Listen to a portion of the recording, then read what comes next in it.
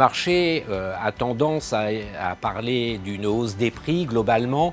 Maintenant, dans notre étude 2021, ce n'est pas ce qu'on ressort en termes de moyenne. Par contre, j'insiste sur le terme moyenne parce que la moyenne en coefficient de BE est restée au même niveau que l'année dernière. Mais les écarts types sont tellement importants que cette notion de moyenne ne veut plus dire grand-chose.